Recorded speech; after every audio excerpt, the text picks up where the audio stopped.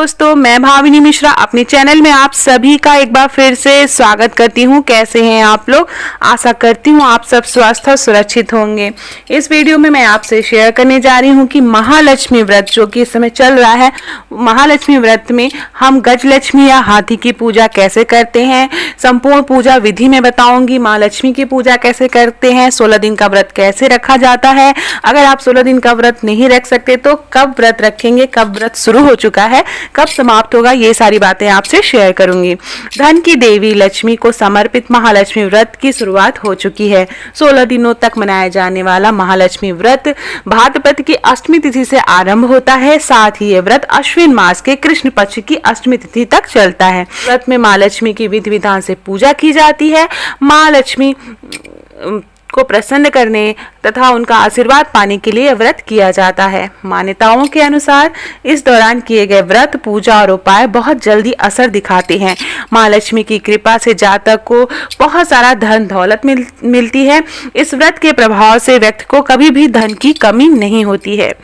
तो आइए जानते हैं महालक्ष्मी व्रत की पूजा विधि और उसके कुछ नियम।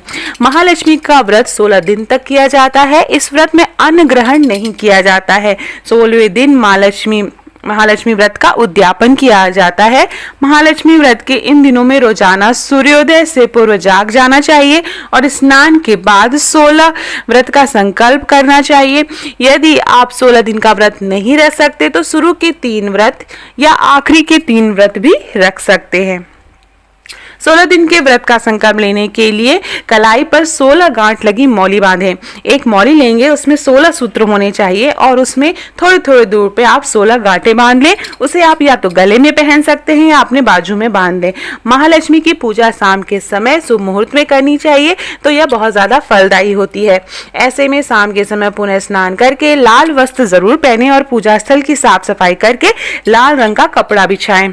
फिर उसके बाद केसर मिश्रित चंदन से चौकी या आप चावल ले सकते हैं, चावल से अष्टदल कमल बनाएं। अष्टदल कमल बनाने के बाद उसके ऊपर जल से भरा कलश रखेंगे और कलश के ऊपर चावल से भरी कटोरी रखेंगे। साथ ही श्रीयंत्र अगर आपके पास हो तो श्रीयंत्र जरूर शामिल करें पूजा में। दक्षिणावर्त शंख शामिल करें। तो ये सारी चीजें बहुत ही शुभ मानी जाती हैं। कौड़ी और चांदी का सिक्का जरूर रखें पूजा में। तो ये सारी चीजें बहुत शुभ मानी जाती हैं और माँ लक्ष्मी बहुत जल्दी प्रसन्न होती हैं। साथ ही हल्दी के से कमल बनाकर उसके ऊपर हाथी पर बैठी माता लक्ष्मी की प्रतिमा रखें।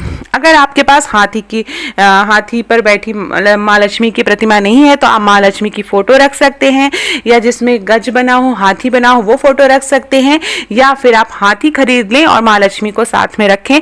माँ लक्ष्मी की फोटो या प्रतिमा रख के आप पूजा कर सकते हैं। इसके बाद माँ लक्ष्मी के 8 रूपों की आराधना करें।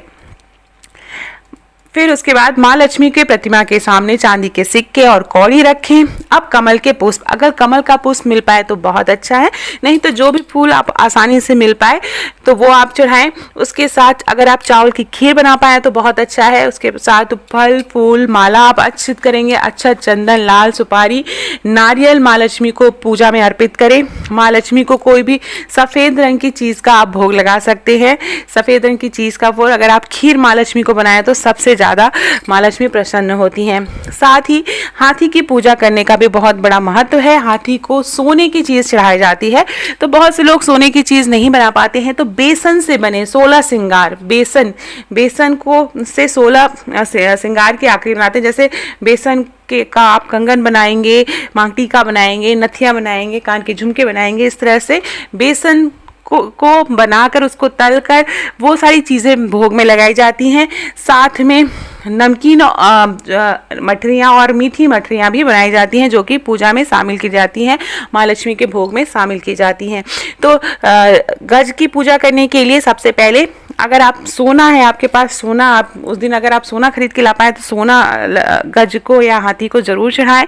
अगर नहीं ला पाए तो बेसन की चीज़ें, जो बेसन से जो 16 श्रृंगार बनाए हुए हैं उसे अर्पित करें। माँ लक्ष्मी को श्रृंगार का सामान अर्पित करें और उसके बाद घी का दीपक जला कर रखें। माँ लक्ष्मी की आरती करें। आरती करने से पहले हाथ में 16 गेहूं के दाने और फूल लेकर गजलक्ष्मी की व्रत कथा सुने।